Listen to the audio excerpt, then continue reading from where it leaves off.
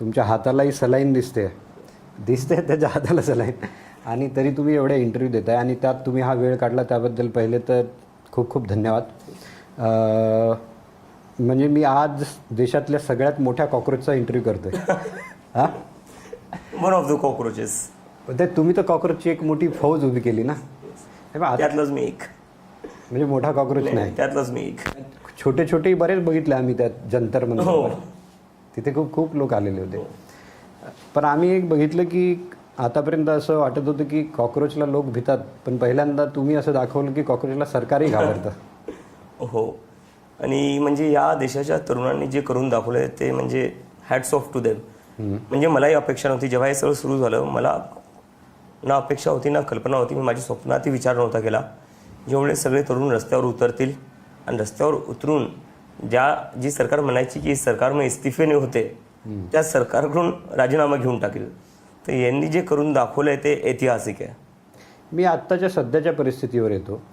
ज्यावेळेस हे आंदोलन झालं, धर्मेंद्र प्रधानांचा राजीनामा झाला, त्यावेळेस तुम्हाला एक आश्वासन सरकारने दिलं होतं की आम्ही जे आंदोलक आहेत त्यांच्यावर गुन्हे करणार नाही. आताची सध्याची स्थिती काय आहे? सध्याची स्थिती ही आहे की बऱ्याचशा राज्यात त्यांनी जे आम्हाला आश्वासन दिलं होतं ते पाळतायत. कारण की आम्ही म्हणलो होतं जर तुम्ही आश्वासन पाळणार नसाल तर आम्हाला परत रस्त्यावर उतरावं लागेल. आणि त्यानंतर आम्ही पाहिलं बिहार झालं, बंगाल झालं, गुजरात झालं, महाराष्ट्र झालं. इथलच्या सरकारांनी नोटीस काढले की ते कुठल्याही प्रकारची कारवाई करणार नाही जे स्टुडंट्स प्रोटेस्ट करत होते त्यांच्यावर.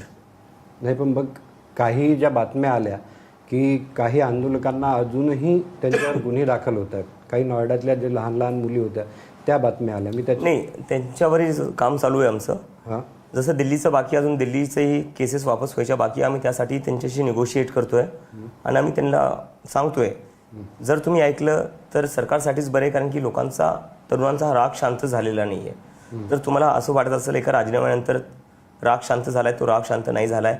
20 जुलैला ज्या प्रकारे लाठीचार्ज करण्यात आला पोलिसांकडून त्याच्यानंतर हा राग 10 पट वाढलेला आहे आणि तरुण पुन्हा एकदा तयार आहे रस्त्यावर यायला. तर सरकारने ती चुकी करू नये तरुणांची दिशाभूल करण्याचा. पण काही अशा घटना आहेत का की जिथे अजूनही तुम्हाला वाटतं की गुन्हे दाखल होत आहेत? दिल्लीमध्ये होत आहेत अजून पण. दिल्लीमध्ये अजूनही लोकांच्या घरी पोलीस चालली आहे. मला लोकांचा फोन आलेला आहे आणि मी त्यांना म्हणलो आहे की आम्ही बोलतोय आणि तुम्हाला काही होऊ देणार नाही. जेवढेही स्टुडंट्स आहेत जे पीसफुली आमच्यासोबत प्रोटेस्ट करत होते त्यांना आम्ही कोणालाच काही होऊ देणार नाही, ही आमची जबाबदारी आहे.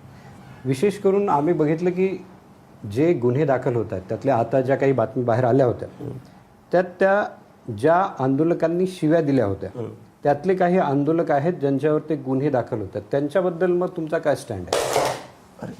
हां, तर शिवी देणं सर मी याचं तर पर्सनली सपोर्ट करत नाही. शिवीगाळ नाही झाली पाहिजे सार्वजनिकपणे. पण शिवी दिल्यामुळं FIR कसं काय होऊ शकते सर? शिवी देणं हा काही क्रिमिनल ऑफेन्स नाही आहे. ते मॉरली किंवा एथिकली राईट आहे रॉंग आहे त्यावर आपण डिस्कशन करू शकतो. आणि मी तरी म्हणतो मॉरली पब्लिकली शिवी देणं बरोबर नाही आहे. पण शिवी दिल्यामुळं जर आपण FIR करतोय तर मग मला वाटतं या देशात प्रत्येक घरावर FIR होईल. कारण की प्रत्येक घरात शिवी दिली जाते. कोणतं असं घर आहे जिथं शिवी गाळली नाही झालेली आहे? आणि घरच काय बोलतोय आपण, पार्लमेंटमध्ये शिवीगाळ किती झालेली आहे? भाजपचे जे रमेश बिदुडी आहे त्यांनी एका दुसऱ्या मेंबर ऑफ पार्लमेंटसाठी काय प्रकारची भाषा वापरली होती? योगी आदित्यनाथनी ANIच्या कॅमेरामॅनला चुकीने त्यांच्या तोंडातून जो शब्द पडला तो रेकॉर्ड झाला, त्यांच्यावरही FIR होऊ शकते. मग जे BJPचे IT सेल आहे ते ऑनलाईन